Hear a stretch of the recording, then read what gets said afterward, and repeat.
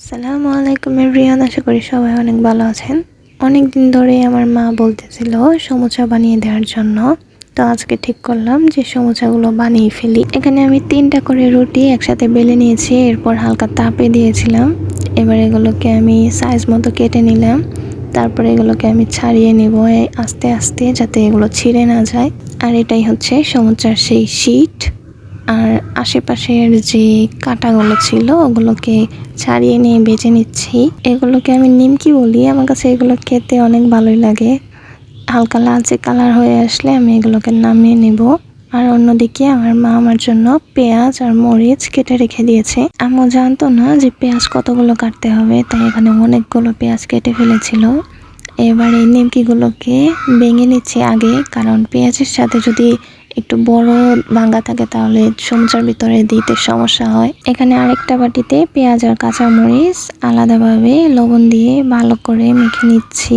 পেঁয়াজ আর মরিচও আমি মাখিনি, আমার মা মেখে দিয়েছে, কারণ হাতে ঝাল বললে পরে আবার আমার হাত অনেক জ্বালা পোড়া করে।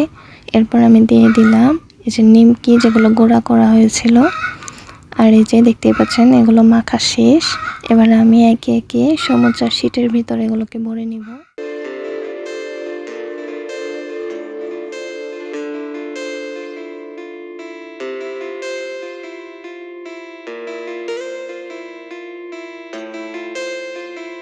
তো এই যে আমার সবগুলো সমুচা বানানো শেষ। আর এগুলো বানাতে আমার প্রচুর সময় লেগেছে। সবগুলো সমুচা আমি নিজেই বানিয়েছি। আর প্রতিটা কাজ করতে আমার আম্মু অনেক সাহায্য করেছে আমাকে। তো এবার আমি একে একে সমুচাগুলো বেজে নিচ্ছি। যেগুলো হালকা ভাজা হয়ে যাচ্ছে তার পাশাপাশি আমি আবার দিয়ে দিচ্ছি, কারণ এগুলো ভাজা হতে অনেক সময় লাগে, এত দেরি তো আমার সয় না। আর এদিকে যেগুলো ভাজা হয়ে গেছে এগুলোকে আমি উঠিয়ে নিচ্ছি, আর বাকিগুলোকে উল্টায় দিলাম।